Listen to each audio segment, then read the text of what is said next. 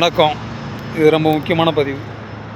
Christmas டைமில் கிறிஸ்தவர்கள் மேலே ஒரு மிகப்பெரிய தாக்குதல் நடத்துனாங்க வட இந்தியாவில் சங்கிகள். அதே மாதிரி இப்போ இது ரம்ஜான் டைமு.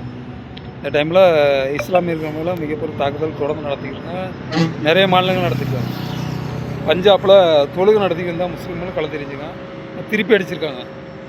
அதே மாதிரி அஸ்ஸாமில் ஒரு 500 குடும்பத்தை நடுத்தரில் இன்றைக்கி நிப்பாட்டியிருக்காங்க. புல்டோசர் கலாச்சாரம் மூலமாக ஆக்கிரமிப்புங்கிற பேரில் முஸ்லீம் வீட்டை மட்டும் இடித்து அவங்கள நடுத்தரில் விட்டுருக்காங்க.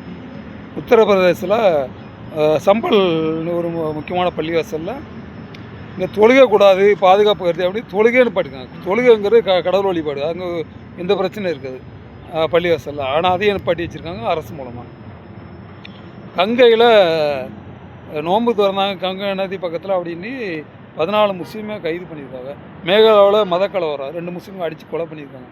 இப்படி தொடர்ந்து முஸ்லீம்களை தாக்குதல் நடந்துகிட்டு வட இந்தியாவில்.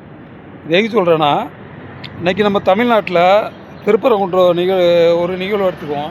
இங்கே நம்ம முதலமைச்சரை அதை ஒரு மதக்கலவரம் நடக்கூடாமல் தடுத்துட்டாரு. அதில் மு.க. ஸ்டாலின் மேலே மிகப்பெரிய ஒரு அவரை பாராட்டணும், அதான் உண்மை. நமக்கு திமுக மேலே விமர்சனம் இருக்கலாம், ஆனால் அது முக்கியமாக நம்ம முதல்வர் மு.க. ஸ்டாலினையோ பாராட்டணும்.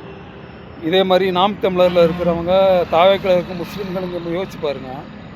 ஏடிஎம்கேல நீங்கள் எல்லாருமே இவங்க எல்லாருமே சங்கிகளுக்கு ஆதரவாக இருக்கவங்க. இந்த சங்கிகளை நீங்கள் யாருக்கு ஆதரவாக ஓட்டு போட்டாலும் இந்த 3 பேரில் அது பிஜேபிக்கு ஓட்டு போகிற மாதிரி தான் இதான் உண்மை. இப்போ நீங்கள் சங்கிகளுக்கு ஆதரவாக இருக்கீங்க. நீங்கள் திமுகவுக்கு ஓட்டு போடலாம் கூட பரவாயில்ல, ஆனால் சங்கிகளுக்கு ஆதரவாக இருக்காதீங்க.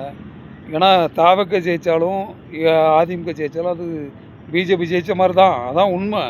ஏன்னா திருப்பரங்குன்றத்தில் அவங்களோட ஸ்டேட்மெண்ட் ஒன்றும் கிடையாது, மூடிக்கிட்டு இருந்தால் தான் தாவேக்கா அதிமுகலாம், புரியுதா? அதனால் யோசித்து ஓட்டு போடுங்க.